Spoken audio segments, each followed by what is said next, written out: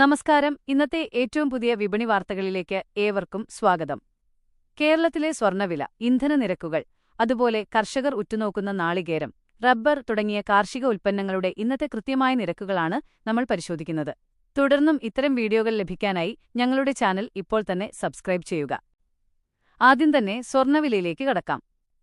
കഴിഞ്ഞ കുറച്ച് ദിവസങ്ങളായി സ്വർണ്ണവിലയിൽ വലിയ മാറ്റങ്ങളാണ് സംഭവിക്കുന്നത്. ഇന്ന് വിപണിയിൽ ഒരു പവൻ സ്വർണത്തിന് 1,12,920 രൂപയാണ് നിരക്ക്. അതായത് ഗ്രാമിന് 14,115 രൂപ. അന്താരാഷ്ട്ര വിപണിയിലെ ചാഞ്ചാട്ടങ്ങൾ സ്വർണ്ണവിലയെ ഇനിയും സ്വാധീനിക്കാൻ സാധ്യതയുണ്ട്. അടുത്തതായി ഇന്ധനവിലയും പാചകവാതക നിരക്കുമാണ്.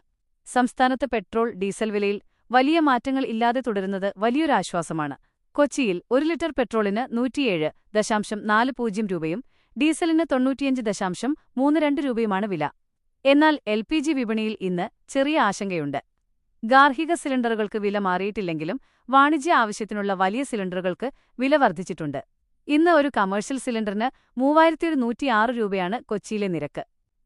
വിപണിയിലെ ഈ മാറ്റങ്ങൾ കൃത്യമായി അറിയാൻ മറക്കാതെ ഞങ്ങളുടെ ചാനൽ സബ്സ്ക്രൈബ് ചെയ്യുക. ഇനി കേരളത്തിലെ കർഷകർ ശ്രദ്ധിക്കേണ്ട വിപണി നിരക്കുകളിലേക്ക്. പച്ചത്തേങ്ങയുടെ വില ഇന്ന് കിലോയ്ക്ക് 34 രൂപ മുതൽ 38 രൂപ വരെയാണ് ലഭിക്കുന്നത്. കുരുമുളക് കിലോയ്ക്ക് 610 രൂപ മുതൽ 630 രൂപ വരെയും അടയ്ക്കയ്ക്ക് പഴയത് ശരാശരി 430 രൂപയുമാണ് ഇന്നത്തെ വിപണി നിലവാരം. റബ്ബർ കർഷകർക്കിന്ന് അല്പം തിരിച്ചടിയാണ്. RSS 4 ഗ്രേഡിന് ഇന്ന് 184 രൂപയായി വില കുറഞ്ഞിട്ടുണ്ട്. റബ്ബർ വിലയിലും സ്വർണ്ണവിലയിലും വരും ദിവസങ്ങളിൽ കൂടുതൽ മാറ്റങ്ങൾ വരാൻ സാധ്യതയുണ്ട്.